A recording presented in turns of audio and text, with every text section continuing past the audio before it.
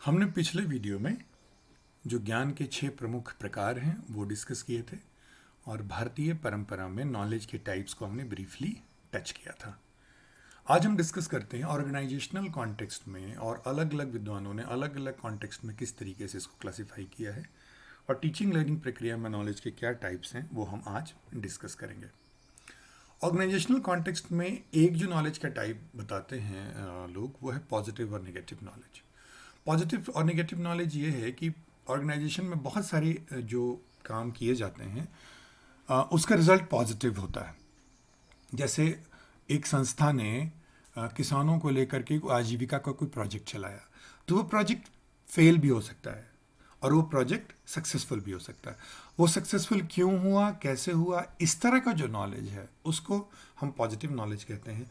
और वो क्यों फेल हुआ ये जानकारी भी बहुत ज़रूरी है, क्योंकि आगे से यदि कोई उस तरह का प्रकल्प, उस तरह की परियोजना चलाता है तो वो गलतियां ना करे जो पहले जिन लोगों ने किया और वो फेल हो गया, वो गलतियां हुई हैं।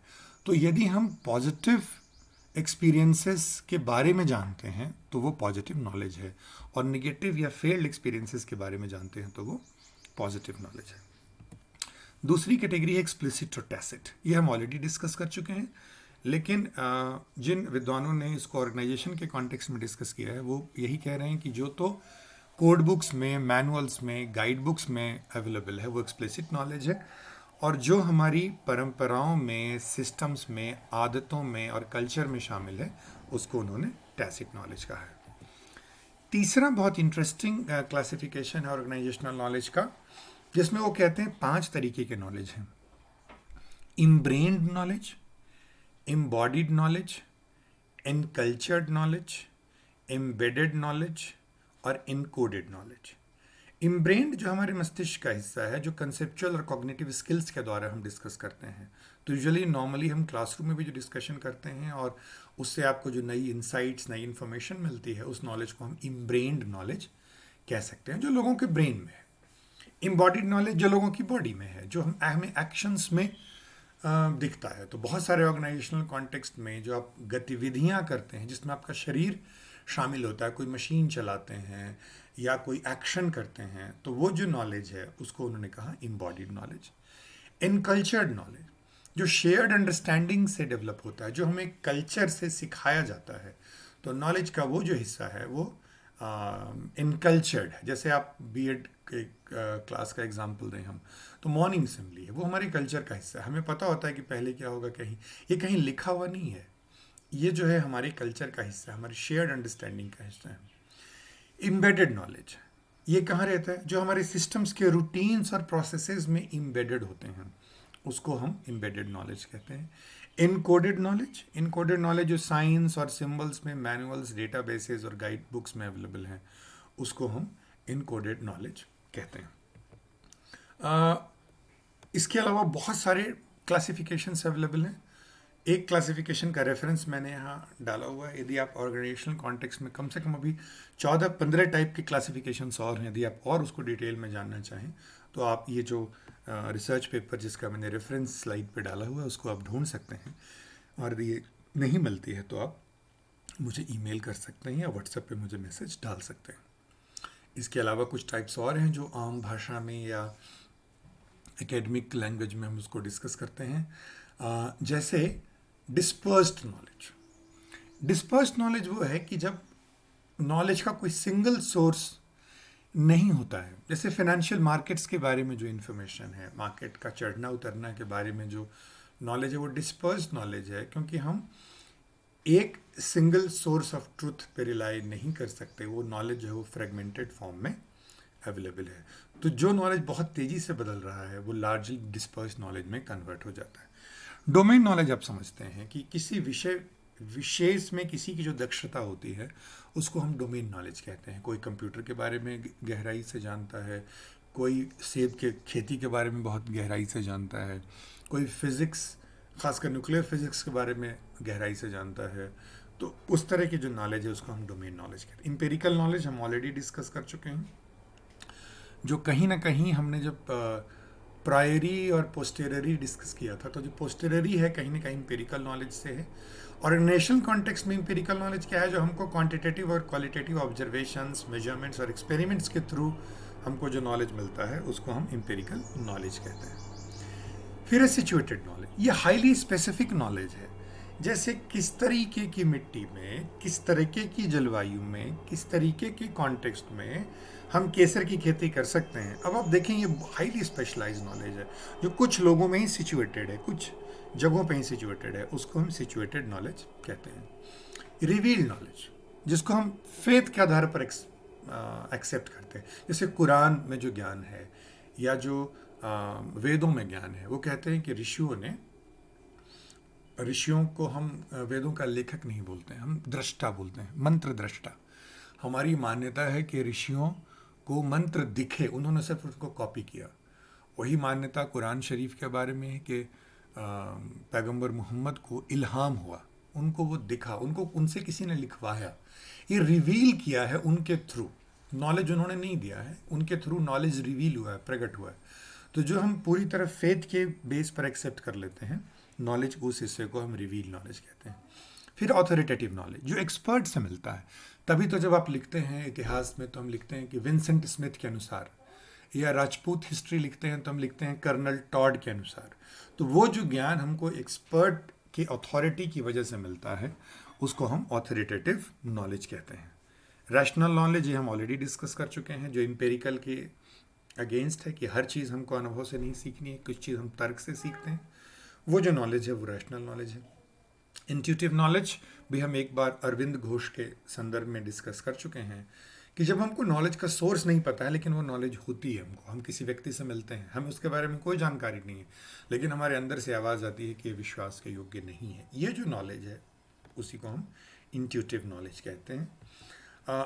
फिर एक और जो नॉलेज का टाइप है जिसको नोन अननोन्स कहते हैं।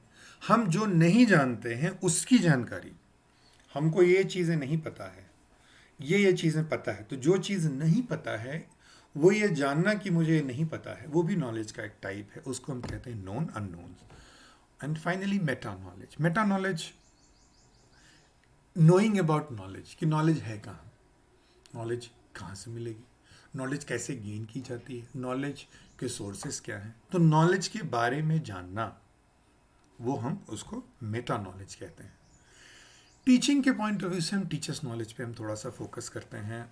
टीचर्स नॉलेज में सबसे इंपॉर्टेंट है नॉलेज ऑफ सब्जेक्ट मैटर। ये हम पिछली वीडियो में डिस्कस कर चुके हैं। Knowledge of subject matter factual हो सकता है क्योंकि हर विषय में कुछ फैक्ट्स होते हैं, कंसेप्चुअल हो सकता है क्योंकि हर विषय में कुछ कॉन्सेप्ट होते हैं, प्रोसीजरल हो सकता है क्योंकि हर विषय में कुछ स्किल्स, कुछ प्रक्रियाएं, कुछ मेथड्स होती हैं। मेटाकॉग्निटिव एस्पेक्ट भी हो सकता है जिसमें कि हम स्ट्रैटेजीज, मेथोडोलॉजीज, वो सारी चीज़ें जो है मेटाकॉग्निटिव एस्पेक्ट में आती है। तो टीचर के लिए नॉलेज में जो सबसे इंपॉर्टेंट है वो सब्जेक्ट मैटर की जानकारी। फिर जनरल पेडागोजिकल प्रिंसिपल्स की और स्ट्रैटेजीज की जानकारी कि कितने तरीके से पढ़ाया जा सकता है, विद्यार्थी किन परिस्थितियों में बेहतर सीखते हैं, मोटिवेशन के बेसिक थियरीज क्या हैं। ये दूसरा है टीचर नॉलेज का पार्ट। तीसरा जो है पेडागोजिकल कंटेंट नॉलेज। अब इसमें आप देखो कंटेंट और पेडागोजी को मिक्स कर दिया गया, क्योंकि हो सकता है एक व्यक्ति को कंटेंट की जानकारी हो, उसी व्यक्ति को पेडागोजिक प्रिंसिपल और थियरीज की जानकारी हो, लेकिन किस तरह के कंटेंट में किस तरह की थियरी इस्तेमाल करेंगे, कौन से सिद्धांत इस्तेमाल करेंगे, ये जानकारी ना हो। तो ये जो जानकारी है तीसरा है जहां पर पेडागोजी और कंटेंट मर्ज होते हैं। चौथा है टेक्नोलॉजिकल कंटेंट नॉलेज, कि किस तरह के कंटेंट को कौन सी टेक्नोलॉजी इस्तेमाल करके पढ़ाया जा सकता है। जो आजकल के आईसीटी टूल्स हैं उनकी जो जानकारी है वो यहाँ पर कवर होती है। किस तरीके की विधि में, किस तरीके के पेडागोजिकल प्रिंसिपल में किस तरीके की टेक्नोलॉजी इस्तेमाल होगी, उसको टेक्नोलॉजिकल पेडागोजिकल नॉलेज कहते हैं। और टेक्नोलॉजी, पेडागोजी और कंटेंट, इन तीनों में डिस्कनेक्ट भी हो सकता है, क्योंकि हो सकता है व्यक्ति को कंटेंट की नॉलेज हो, व्यक्ति को टेक्नोलॉजी की नॉलेज हो, व्यक्ति को पेडागोजी की नॉलेज हो, बट तीनों मर्ज हो करके जो एक्चुअल क्लासरूम में ट्रांसलेट होना चाहिए वो नहीं है। इसी से हमारा अगला नॉलेज की कैटेगरी क्रिएट होती है, टेक्नोलॉजिकल पेडागोजिकल कंटेंट नॉलेज, जहाँ 1+1+1 that is technology, pedagogy और content is not equal to 3, is always more than 3. ये तीनों मिल करके ही रियल क्लासरूम यदि हम ट्रांसलेट कर पाते हैं तो वो जो नॉलेज है वो है टेक्नोलॉजिकल, पेडागोजिकल, कंटेंट नॉलेज. फिर है नॉलेज ऑफ करिकुलम. कि सब्जेक्ट की नॉलेज तो हुई, बट क्या पढ़ाया जाना है. सारा कुछ जो नॉलेज है विषय की वो तो आप पढ़ा नहीं सकते. तो करिकुलम का मतलब उसमें क्या टॉपिक पढ़ाए हैं, कितना वक्त है, कितने टॉपिक वो पढ़ा देना है, उसको कैसे इवेलुएट करना है, वो जो सारे नॉलेज है टीचर को होनी चाहिए, वो है नॉलेज ऑफ करिकुलम. फिर नॉलेज ऑफ लर्नर्स, विद्यार्थी की मनोदशा क्या होती है, लर्निंग रेडीनेस कैसे डेवलप करते हैं, पार्टिसिपेशन रेडीनेस कैसे डेवलप करते हैं, उनके लक्षण क्या हैं, किन विधियों से वो सीखते हैं, ये जो जानकारी है वो नॉलेज ऑफ लर्नर.